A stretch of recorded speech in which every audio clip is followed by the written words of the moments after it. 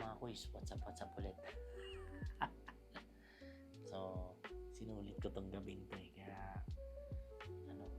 ang tatlong video or tatlong video reply yung ginawa or gagawin ko ngayon habang naka-setup na to kasi hirap din mag-setup, no?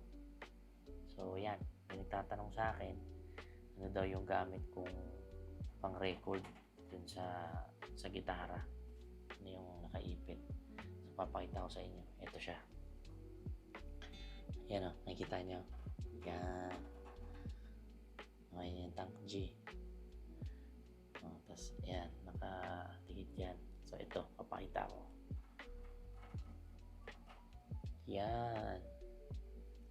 Clip lang siya, quiz. Clip na cellphone holder. Ayan na, naka-record, diba?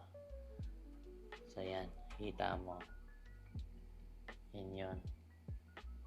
So, gawin mo, bili ka lang ng clip or cellphone holder na ganito. Yan o, ganyan. May ipit mo siya sa neck eh. Yan. Tapos may ganyan. Tapos, ang gamit kong pang-record, yan, teka. Ito na yung gamitin ko. Pakita ko. Dito mo yung salita. Ang gamit kong pang-record, itong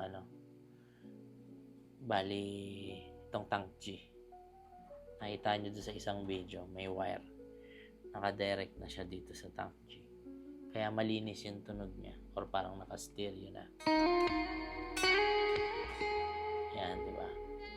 Tapos, yung naririnig nyo na audio sa bibig ko, ito naman yan. Yan, may mic ako, tapos ito yung cellphone na yan. So, dalawang cellphone ang gamit ko pag nagre-record. So, yan. So, lipat-lipat ka lang dito. Yan, bala ka sa buhay mo kung paano ka mag-edit. Kaya huwag ka mag-edit ng inaantok kasi ang hirap. So, yan. Ito yung gamit ko, quiz, na pang-record, or ito yung setup ko. Yan, para ma-dikit sa gitara. So, sana nakatulong tong video na to. Maraming salamat, quiz. Peace.